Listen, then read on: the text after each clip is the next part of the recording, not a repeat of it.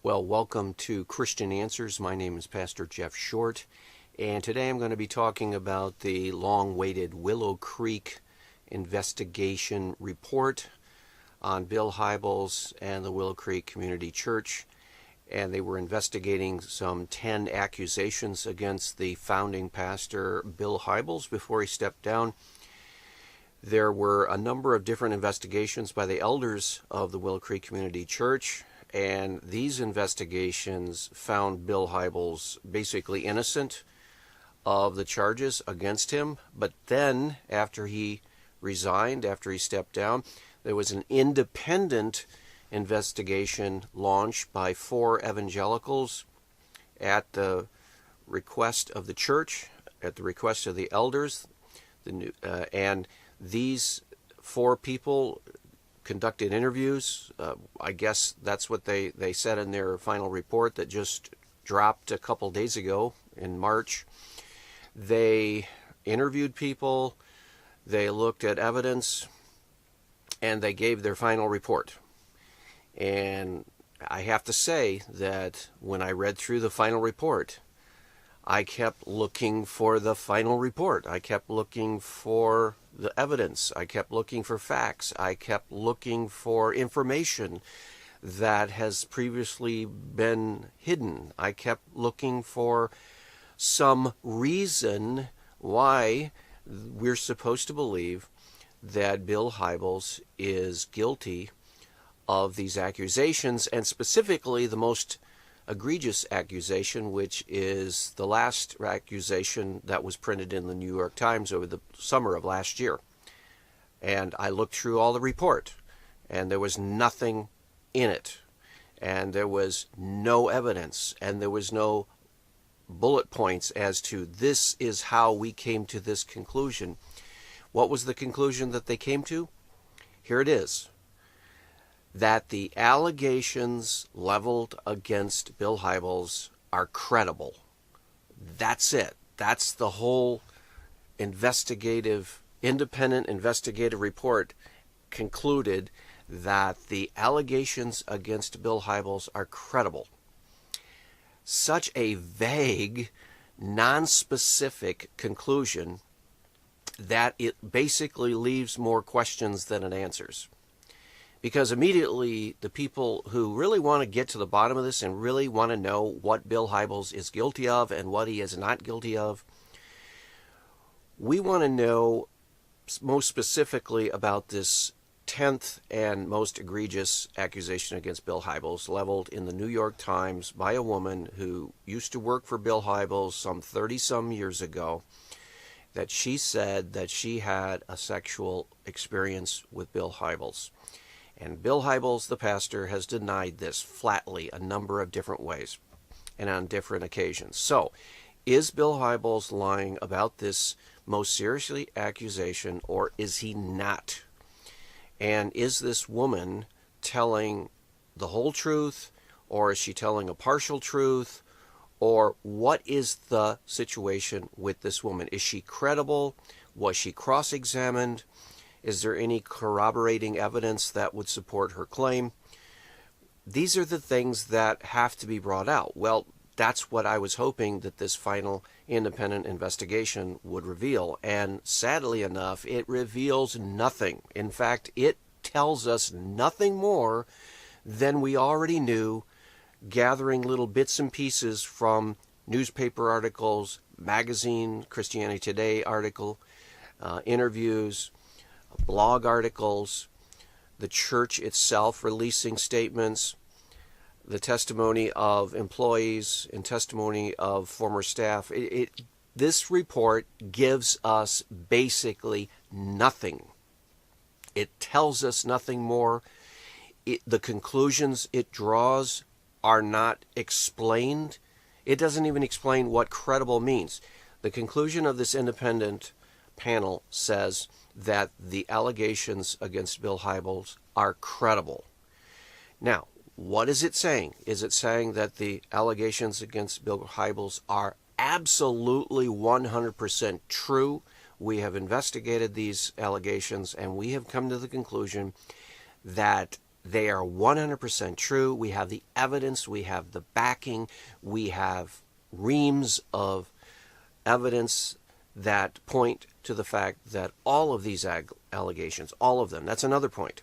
It just says allegations. Does that mean that all the accusations, all the allegations are true?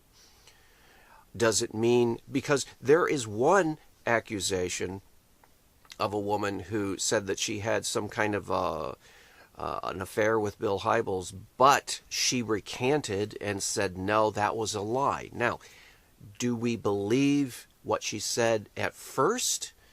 So is this investigation saying that they believe the woman when she first stated something, or are they believing what she stated the last time, the recantation of what she said at first? I mean, it doesn't explain anything. That's the problem with this independent investigation.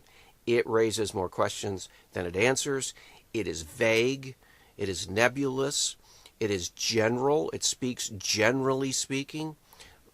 That simple conclusion that they came to, that Bill Hybels' accusers are credible, doesn't explain whether Bill Hybels is guilty or innocent. It doesn't say whether he did these things or he didn't do these things. It doesn't say that all of the accusers are actually telling the truth, the whole truth, and nothing but the truth, or whether there is some lie involved. It doesn't say anything because we don't know what they mean by credible.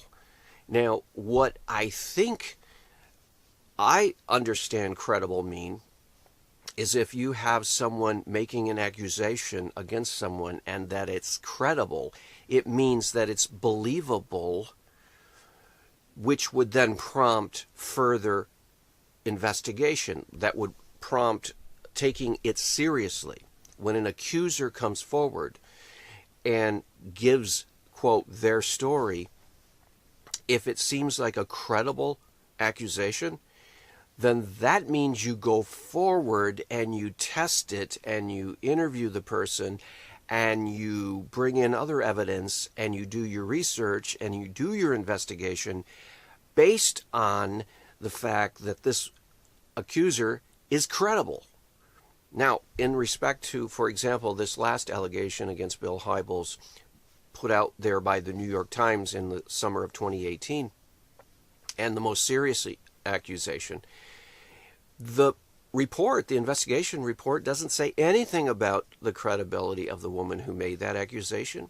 It doesn't say anything about any kind of support evidence that she could bring that would support her accusation. It doesn't try to explain to anyone anything about why it concluded that all of these accusations are credible. It doesn't go through the different types of accusations.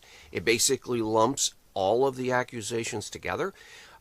You have to get a context for this, and the report does not give a context for this. The report is basically following this Me Too mentality, which says, believe the women at all costs, at all times, they're telling the truth. So, and it doesn't matter what degree of accusation they're leveling. It doesn't matter if it's a verbal abuse or a mental abuse or a sexual abuse or a physical abuse. It doesn't matter what it is. You just lump everything together and you call it accusation. You call it abuse. And then you say a person is either guilty of abuse or a person is not guilty of abuse. So in other words, you lump everything together and you always believe the accusers. And that seems to be the methodology of this Willow Creek independent investigative group. Well, that is erroneous. That is a flawed methodology. These accusations are of different types. They are of different degrees of severity. They are ranging from verbal abuse, so-called verbal abuse. They talk also of, for example, an extended hug. What does that mean? What's the definition of that? Then it goes to the other extreme of, for example, the last allegation the New York Times reported on was the woman who claimed that she had a sexual experience with Bill Hybels and she had worked for him at the church.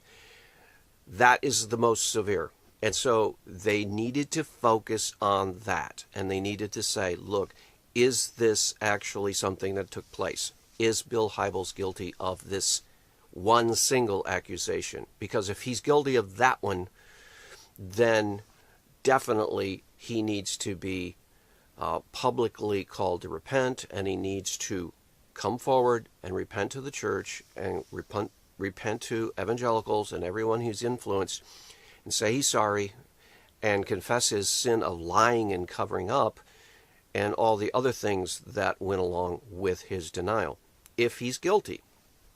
But if he's not guilty, that needs to be brought out. You don't just lump everything together and say, well, you know, something in here is probably evidence against Hybels, and something in here, he did something wrong, so it really doesn't matter what he did wrong, he just did something wrong.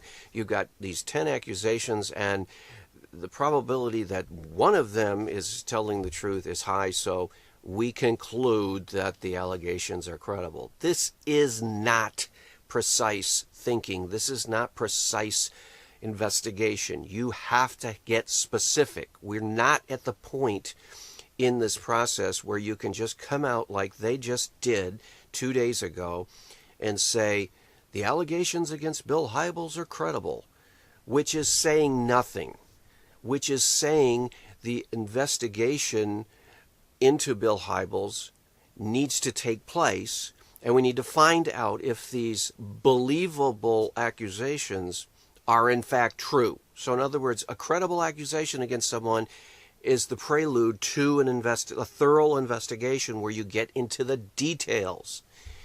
And we don't see that. We don't see that. So what is this church supposed to do with this report?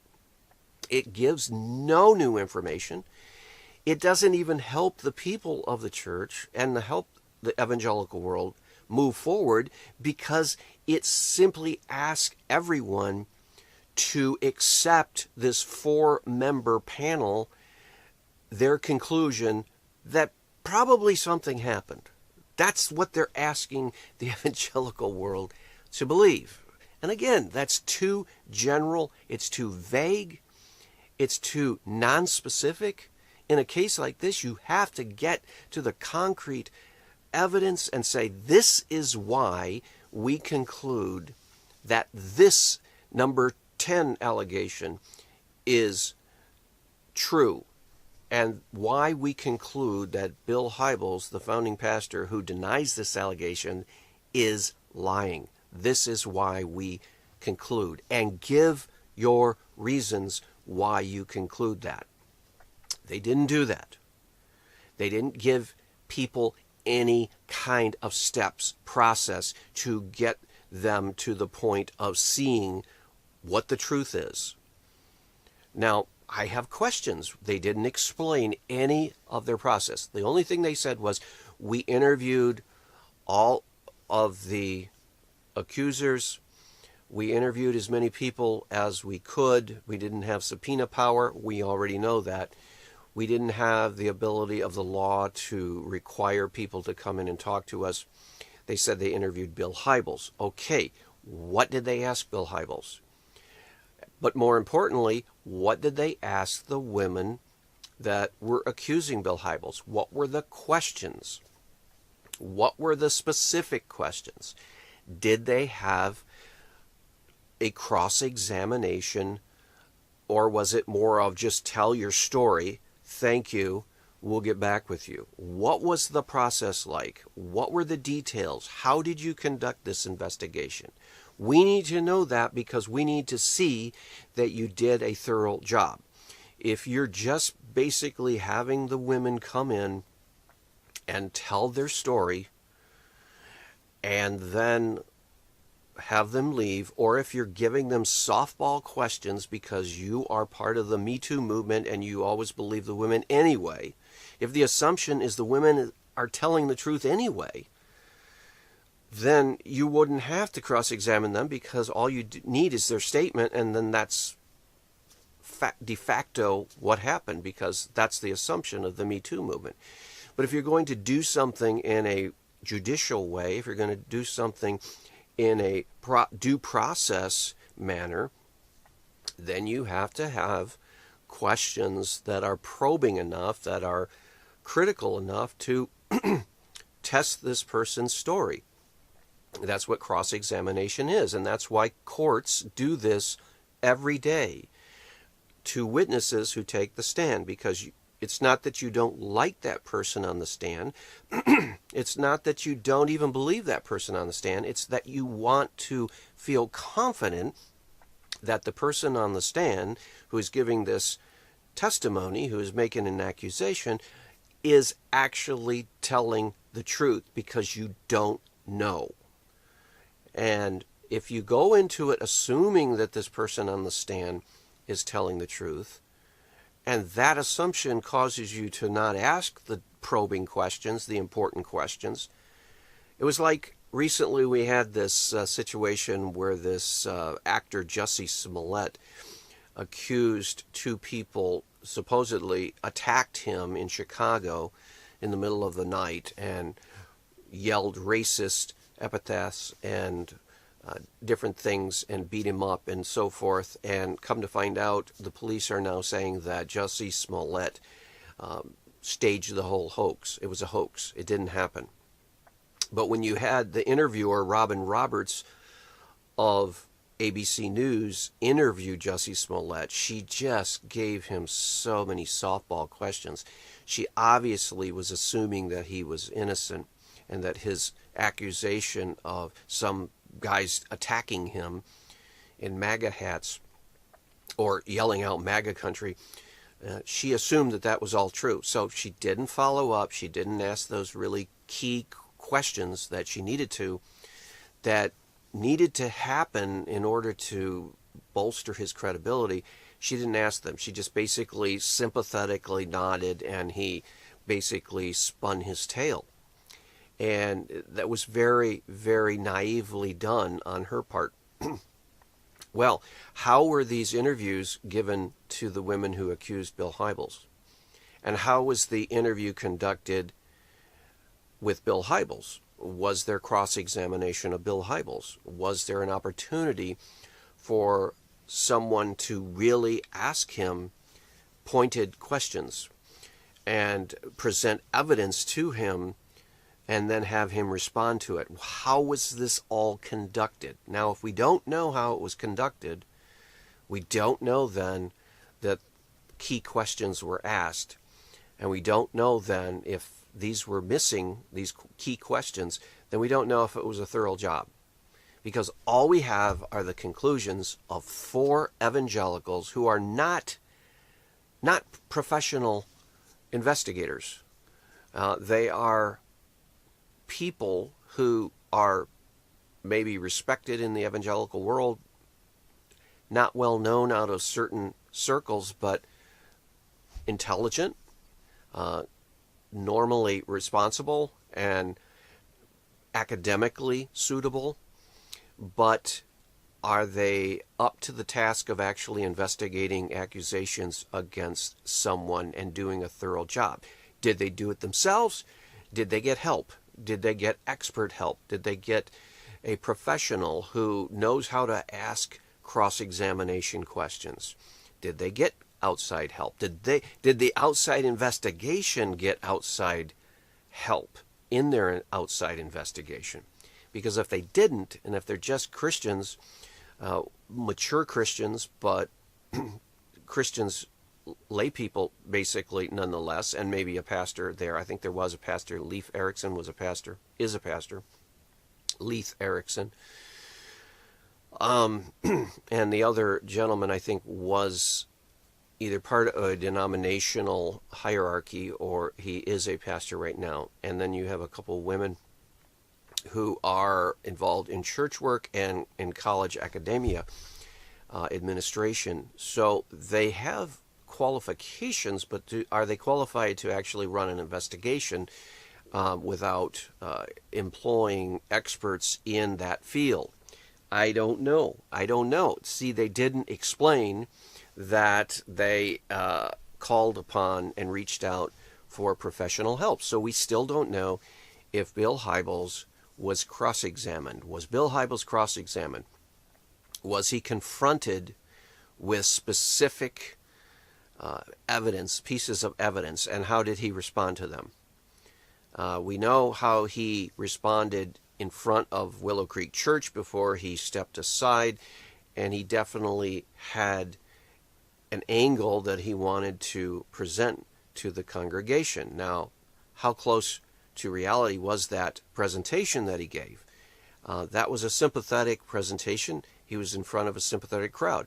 The people were hoping and praying that he was innocent, and so he was presenting his innocence to them, and they were a sympathetic crowd. But how does he fare under cross-examination when the people in the room are not necessarily sympathetic to him, but just neutral and want to find out what actually happened?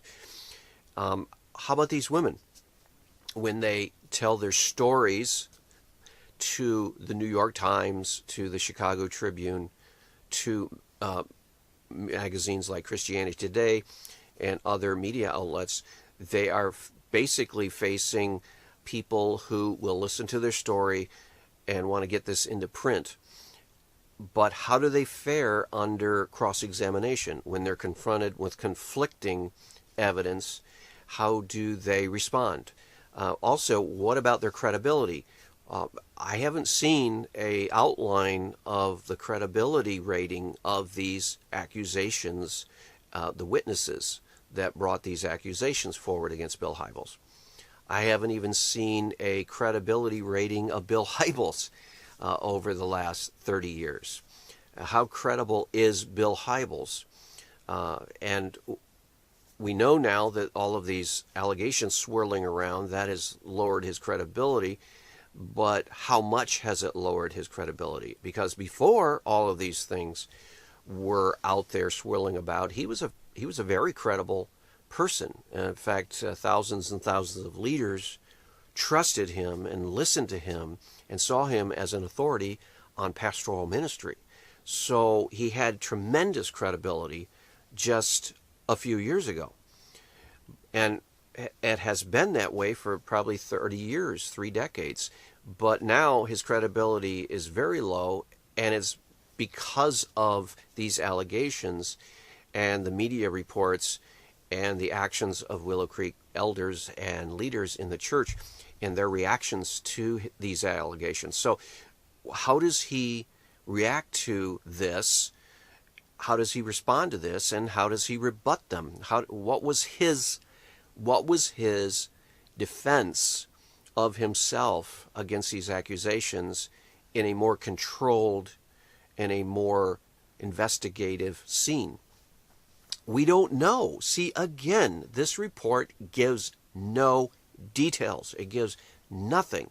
It basically says, we did our report, and here it is. We conclude these allegations are credible, which is about as general as you can get and says nothing more than everybody already knew. If these allegations were not credible, then they wouldn't even have been investigated. There are probably a number of accusations that came against Bill Hybels that nobody in their right mind would even consider credible. And so they weren't even investigated. So the fact that they're credible means that they should be investigated. Not that they mean that Bill Hybels is guilty and that these women are all telling the truth. So again, we have a report that basically says nothing. It has basically accomplished nothing. And now it's going to give recommendations to the Willow Creek Church as to how to go forward. It hasn't even established that Bill Hybels did the most egregious thing that he's being accused of. It hasn't proven it. It hasn't shown. It hasn't taken people by the hand and said, okay, we're going to start here. We're going to lead you through this process that we went through.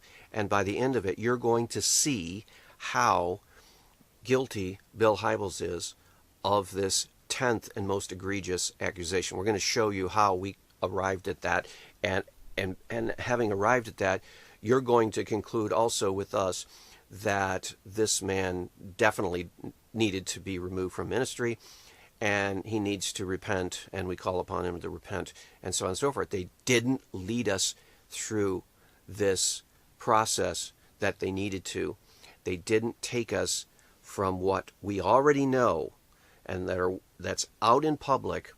They didn't take us through the process and lead us step by step to the point where they say, see, now we conclude that he is guilty of this accusation, this 10th and most egregious accusation. And we've shown you the process that we went through to get to that point.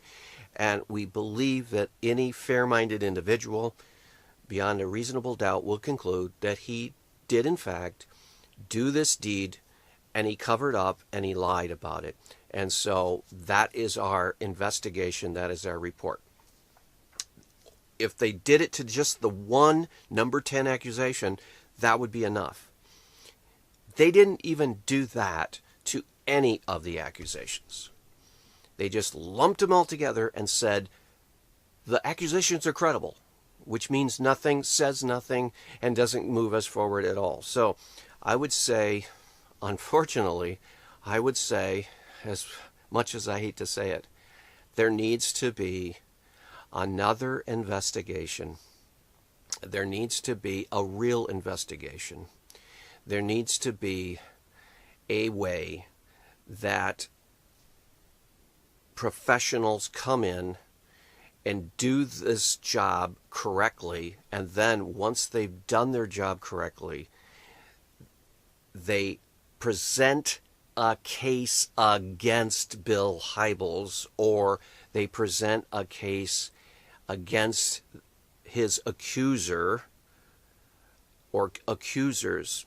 They need to get specific and help people to resolve this, because this final investigative report of this outside group does nothing, unfortunately. And I was hoping that it would do something, because I believe the evangelical world needs to move on. I believe Willow Creek needs to move on and do other things than investigate this. But unfortunately, this group has given us a 0. This group has maybe fulfilled what they felt in their mind was their mission, but it really doesn't help anything. Unless you're willing to say, well, we're just going to believe those people when they say that Hybels probably did something bad here, but we're not going to say what he did. It's just, yeah, unless you believe that, then you want more. You need more to have closure on this. So, unfortunately, bad news. The report on Willow Creek, the latest one, was a 0, was a dud. So hopefully we can report back when they have done a better job of this and we can get to the bottom of it.